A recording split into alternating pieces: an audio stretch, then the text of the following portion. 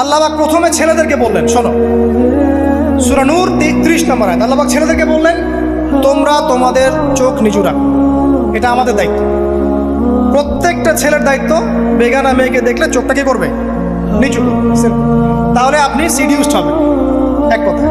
2 number, আল্লাহ পাক আমাদেরকে বললেন, তোমরা তোমাদের লজ্জাস্থানকে হেফাজত করো। কাদেরকে? আমাদেরকে, মানে ছেলেদেরকে।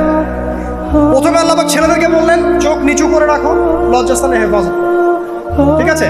সূরা বানী ইসরাঈল আল্লাহ পাক বললেন, জিনার ধারের কাছেও যেও না, ধারের কাছেও যেও।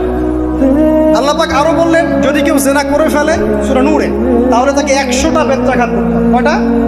100টা, এবং 1 বছরের জন্য তাকে বহিষ্কার করতে হবে। আল্লাহ পাক শাস্তিও দিলেন, শুধু তাত্ত্বিক বিধান দেন নাই, শাস্তিও দিয়েছেন। কারণ শুধু তাত্ত্বিক বিধান দিয়ে হবে?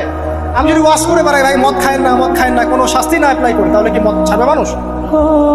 আমরা যদি বলি হত্যা করা মহাপাপ, মহাপাপ, দুর্নীতি করা মহাপাপ, মানুষ দুর্নীতি ছাড়বে? ছাড়বে না, যতক্ষণ না শাস্তি নিশ্চিত করা যাচ্ছে। আল্লাহ পাক তাত্ত্বিক কথা শুধু বললেন না, শাস্তিও নিশ্চিত করলেন। তারপর আল্লাহ পাক আরো বললেন, যদি বিবাহিত কোনো ব্যক্তি ব্যভিচার করে, তাহলে তাকে রজম করতে হবে, মাটিতে পুঁতে তাকে পাথর নিক্ষেপ করে হত্যা করে। ঠিক আছে? শাস্তি। এরপরে দেখেন আল্লাহ পাক মেয়েদেরকে বলছেন, মেয়েদেরকে বলছেন, তোমরা মূলত ঘরে থাকো, যদি বাইরের পরিবেশ তোমাদের অনুকূলে না থাকে, তোমরা ঘরে অবস্থান করো। ওয়াকরনা ফি বুয়ুতিকুন্না ওয়ালা তাবাররুজনা তাবাররুজাল জাহিলিয়াতিল উলা।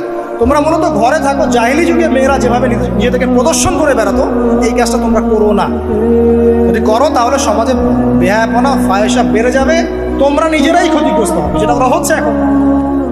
আচ্ছা, এরপর আল্লাহ পাক আরো বললেন, হে নবী, আপনি আপনার স্ত্রী এবং মুমিন নারীদেরকে বলেন, তারা যদি বাহিরে যায় যেন জিলবাব দিয়ে তাদের পুরো বক্ষদেশটাকে ঢেকে নেয়। তাহলে পোশাকের সংস্কৃতির শেকড় কোত্থেকে শিখবো? আমি কোত্থেকে শিখবো? আল্লাহ পাক কর্তৃক নাজিলকৃত সর্বশেষ ঐশী গ্রন্থ থেকে শিখবো নাকি? যে বইয়ের মধ্যে কোনো ভুল নাই সেটাই তো আমার শেখার মাধ্যম হবে নাকি? নাকি যে দর্শনে 1000টা ভুল সেটা শিখবো আমি? আল্লাহ পাক এখানে বলছেন, মুমিন নারীদেরকে বলো, বাইরে গেলে পরে তারা যেন জিলবাব দিয়ে, কাপড় দিয়ে সুন্দর করে বক্ষদেশ এগুলো ঢেকে রাখে। বোরখার কথা এখানে নাই শব্দে। ঠিক আছে? ঢেকে রাখা ঢিলে ঢালা পোশাকের কথা এসেছে।